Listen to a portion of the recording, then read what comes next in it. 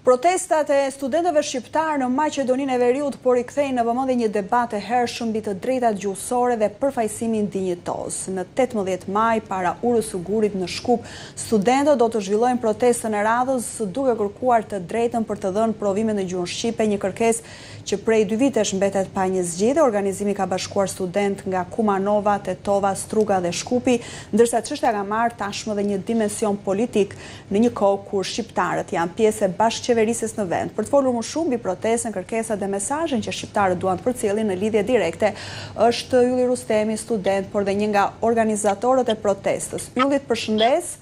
Përshëndetje nga Tirana, jemi bashkë në këtë bisedë në A2 CNN për protestën e pritshme të datës 18 maj në Shkup.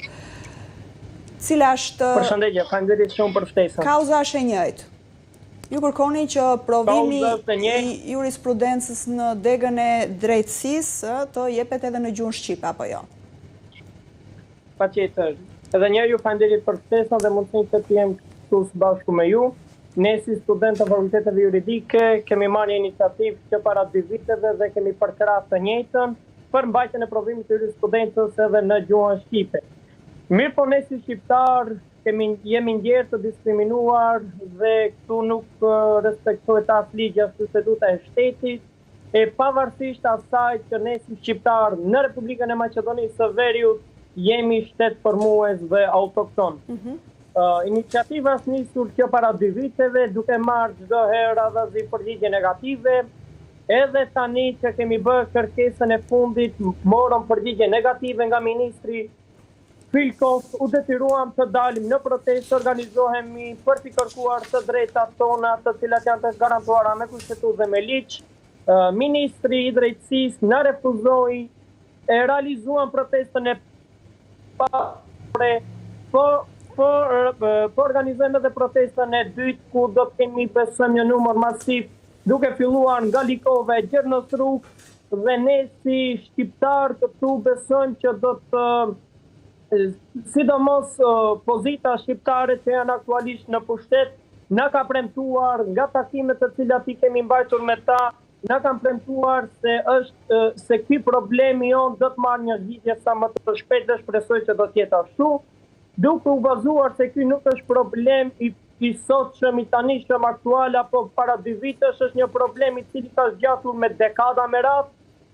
Pushteti i kaluar parapërsisht 20 e ca vite nuk ka gjetur zgjidhje për këtë problem dhe detyrohemi që ne si studentë të dalim në rrugë dhe këtu bëj apel çdo politikani, çdo funksionari politike që të rri lart studentëve, sidomos opozitës. Mos i përdorin studentët si opcion të tyre për të përfituar poena politike, sepse tek e fundit ne jemi student, ne duhet ndjehemi të pavarur, pavarësisht cilën parti politike përkrahim, asnjëra parti mos të marrë diçka për të përfituar poena politike në emër dhe në mund të studentëve. E qartë. Pra, kjo protestë fillimisht, mbetemi pak te protesta, pastaj diskutojmë pak edhe për dimensionin politik që ka marrë ajo dhe për përfshirjen e politikës. Pritet që të hënën të jetë një protestë edhe më masive se ajo e 6 prillit, Ylli?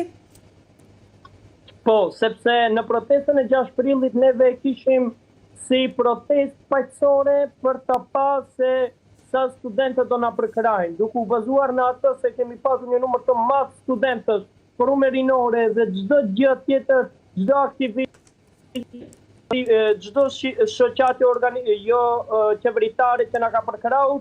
Në këtë protestë jemi takuar me studentë, siç e thash edhe më parë, nga Likova e Gjernosruk, duke parë përkrahjen e madhe dhe masovike. Besoj që do të jetë në protestë e cilat do të ketë përkrahje më masive, më dinjitoze, që zëri me të vërtetë të dëgjohet e jo të anashkalohet. Duke u bazuar në atë se gjuha shqipe nuk negociohet, gjuha shqipe është këtu dhe do të mbetet përgjithmonë. Tani, së fundmi, kryeministri Mickovski ka folur lidhur me këtë protestë dhe ka thënë se së shpejti do të propozohet një zgjidhje për kërkesën e studentëve, duke shtuar se ka forca politike që kërkojnë konflikt në shtetin e Maqedonisë së Veriut. Madje u ka kërkuar që të jeni të durueshëm. Ka sinjale se qeveria po bën diçka lidhur me këtë kërkesë? Shif, neve si student kemi takuar me zëvendës kryeministrin e parë, që është shqiptar zotri Bekim Sali, me funksionar dhe me lider të koalicionit që aktualisht janë në pushtet. Na kam premtuar se do gjenë zgjidhje. Është formuar edhe një grup i punës për ata që nuk e dinë, nga profesor nga pala shqiptare dhe nga profesor nga pala maqedonase, për të gjetur një zgjidhje. Nga informacione që i ka me grupi punës është funksional dhe po punojnë për gjetjen e një zgjidhjes konkrete. E qartë, por atëre përse nuk prisni atëre derisa të gjendet kjo zgjidhje, apo nuk keni besim? Unë besoj që zgjidhje do të marrë, pasi që çdo angazhim është përpjekës për të gjetur, por si që thash edhe më pak, kërkesën për të mbajtur përsëri një protestë paqësore, pavarësisht asaj që disa mundohen ta mbajnë paqësore, por opozita po i thirr njerëzit për mobilizim.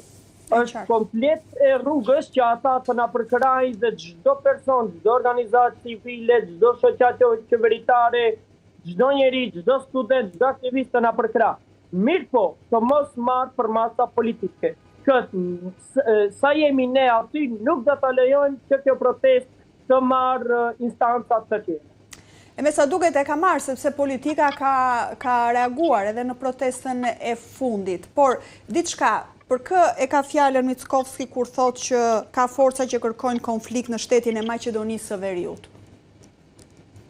Po, sipas mendimit tim, është plotësisht mendimi im, ai këtu e ka fjalën për opozitën, sepse ajo po mundohet që të përfitojë pena politike të shqiptarët sepse shqiptarët që janë aktualisht në pushtet nuk kanë forcë dhe fuqi për të bërë ndryshim.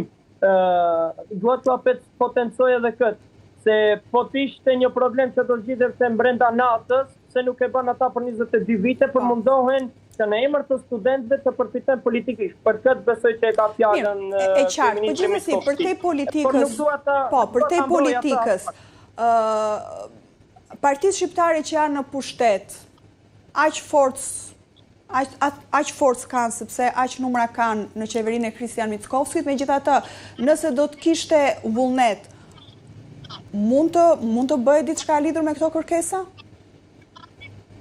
Shikom, kjo është një kërkesë së drejtësisë. Provimi i jurisprudencës aplikohet dhe mbahet në ingerenca të Ministrisë së Drejtësisë.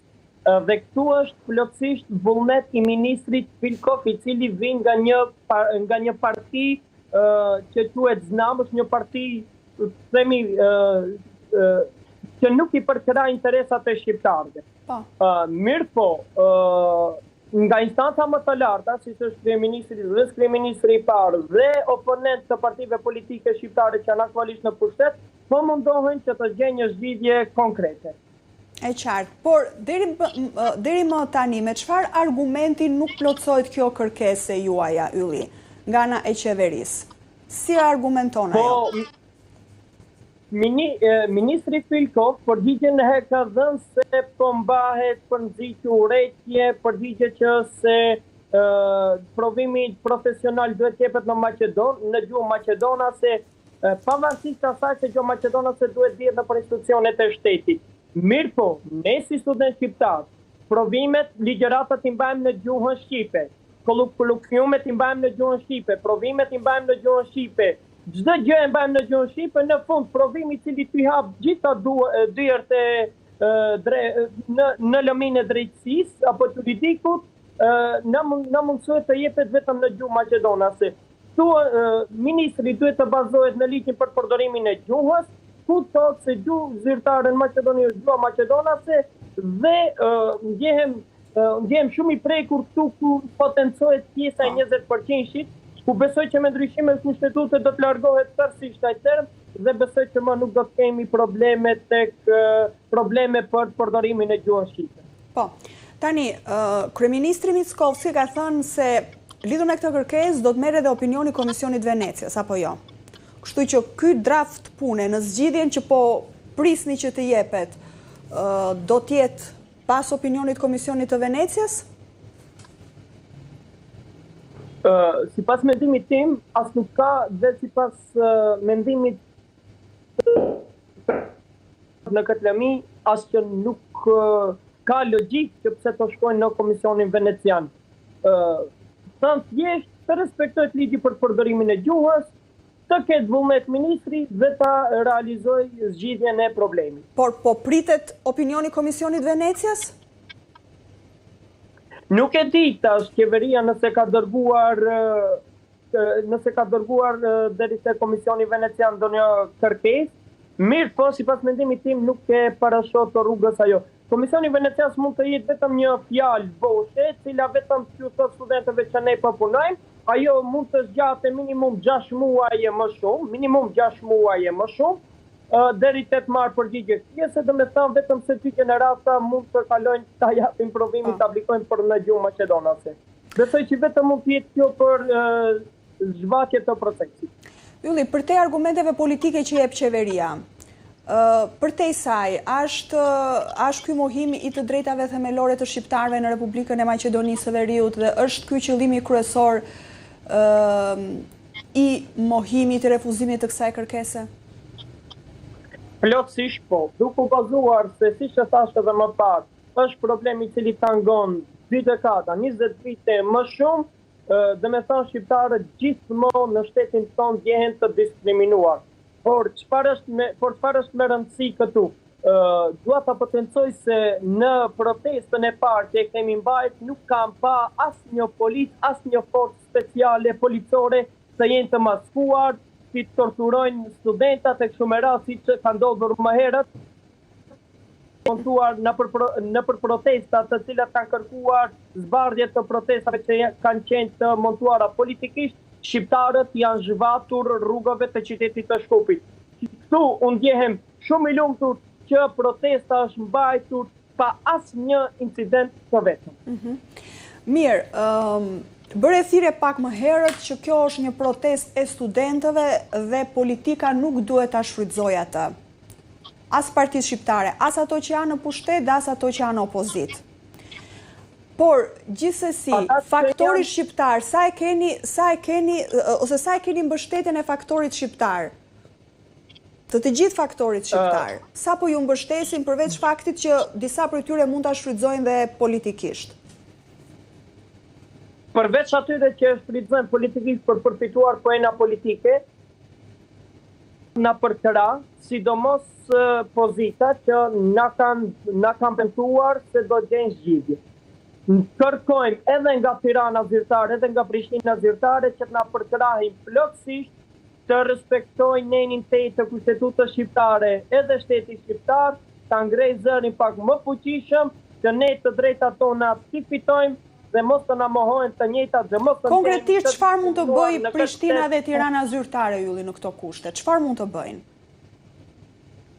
Po mund, pasi që në kushtetutën e shtetit shqiptar në nenin 8 potencohet se shteti shqiptar është i përgjegjshëm për t'i mbrojtur interesat e shqiptarëve jashtë kufive të saj.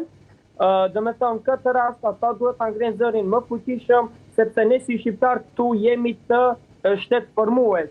Lufta mos të kthehemi mbrapa, mirë po lufta 2001 është bë po për këto të drejta, për përfitimin e të drejtave të shqiptarëve, për mos mohimin, për avancimin e shqiptarëve në për institucione shtetërore, dhe këtu është edhe marrëveshja e Ohrit ku pushtetarët aktualisht dhe ministri në fjalë duhet të respektojnë marrëveshjen e Ohrit.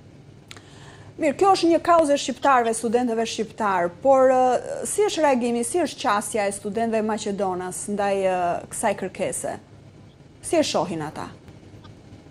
Shiko, unë sa kam disa kolegë nga pala Maqedonase, ata në bashkëbisedim me ta, me një pakitë shumë të vogël që i kam vetëm kolegë, në përkraj sepse thonë ju po kërkoni një të drejtë tuaj në bazë themelore.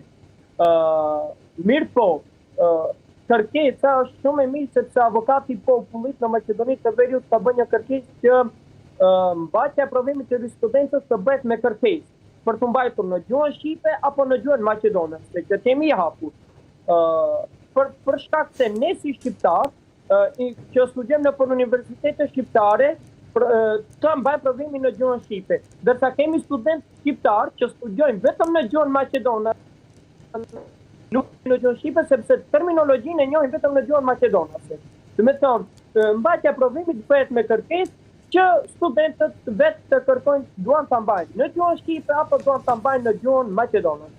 Një shumë e madhe jemi për gjuhën shqipe, pasi të universiteti i Nën Terezës në Shkup mbahet në gjuhën shqipe, ligjërohet në gjuhën shqipe, Universiteti të Tetovës ligjërohet në gjuhën shqipe dhe Universiteti i Evropës Juglindore ligjërohet në gjuhën shqipe. Këto tre universitete që janë plotësisht shqiptare dhe me studentë shqiptarë.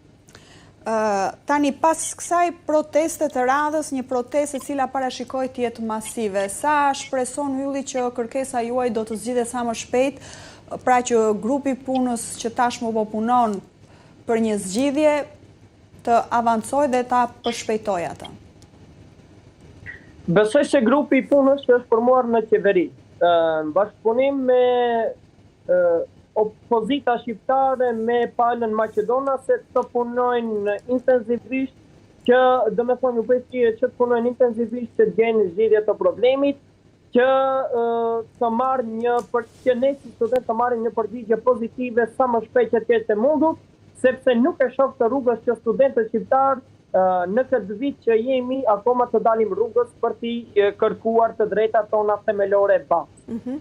Dhe nëse aprovojë gjendet zgjidhja, zbatojt në këtë sezon akademik apo sezonin tjetër? Kur mund të jepni provimet në gjuhën shqipe?